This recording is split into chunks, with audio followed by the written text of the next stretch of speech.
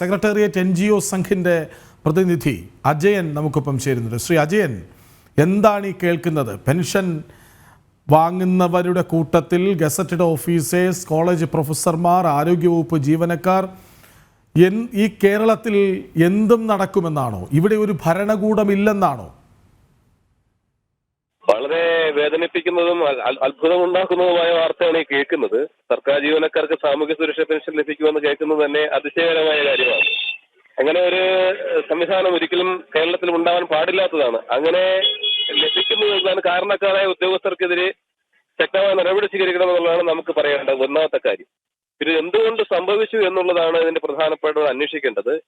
സാമൂഹ്യ സുരക്ഷാ പെൻഷൻ കിട്ടുന്ന ആൾക്കാരെല്ലാം അർഹതപ്പെട്ടവർ ആണോ അല്ലയോ എന്നുള്ളതൊക്കെ പരിശോധിച്ച് ഇതിന്റെ കൃത്യമായ മാനദണ്ഡങ്ങൾ ഒന്നുകൂടി സർക്കാർ പരിശോധിക്കുകയും യഥാർത്ഥപ്പെട്ട ആൾക്കാർക്കാണോ ഈ പെൻഷൻ ആനുകൂല്യം കിട്ടുന്നതെന്ന് സർക്കാർ ചിന്തിക്കേണ്ട ഒരു സമയം കൂടെ ആയെന്നാണ് എനിക്ക് ഈ വാർത്ത കേട്ടപ്പോൾ എനിക്ക് പറയാനായിട്ട് തോന്നുന്നത്.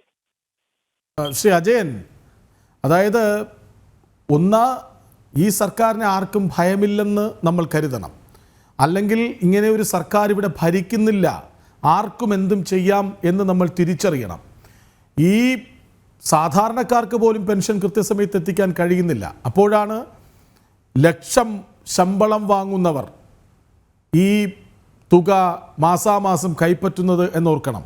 ഇവർക്കെതിരെ ഇപ്പോൾ പലിശ സഹിതം ഈ തുക തിരിച്ചു പിടിക്കും എന്നാണ് ധനവകുപ്പ് പറയുന്നത്. അത് മതിയോ? ക്രിമിനൽ കുറ്റമല്ലേ ഇത്?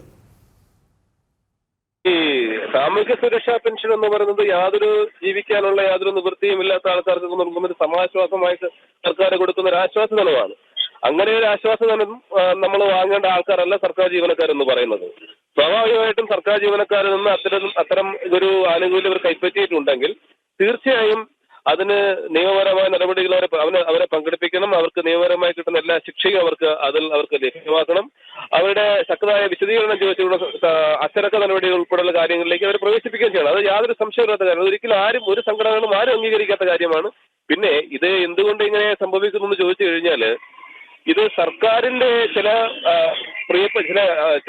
സഹകരണ ചില വാർഡുകളിലേക്കുള്ള വ്യക്തികളൊക്കെയും ചെന്നിട്ട് അർഹത ഇല്ലെങ്കിലും ഒക്കെ അവർക്ക് വോട്ട് ലഭിക്കാൻ വേണ്ടിയിട്ട് പല അനർഹരായ ആൾക്കാരെയും ഇതുപോലെ സാമൂഹ്യ സുരക്ഷാത്തിൽ ചേർക്കുന്ന ഒരു സംവിധാനമുണ്ട്.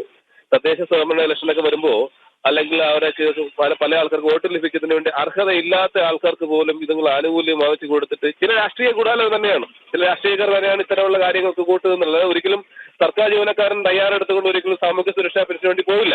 ശരി ശ്രീ അജയൻ, ഒരു സംശയം ചോദിച്ചോട്ടെ, അങ്ങ് ഈ പട്ടിക കണ്ടോ? ഇല്ല. പട്ടിക കാണുമ്പോൾ അങ്ങേക്ക് ചിലപ്പോൾ പെട്ടെന്ന് തിരിച്ചറിയാനാകും ഈ വാങ്ങുന്നവരുടെ രാഷ്ട്രീയം. അത് ചിലപ്പോൾ ശരിയാവാം. വാങ്ങുന്നവർക്ക് എന്തായാലും ഒരു രാഷ്ട്രീയമേ ഉണ്ടാകത്തുള്ളൂ, അത് ഉറപ്പാണ്.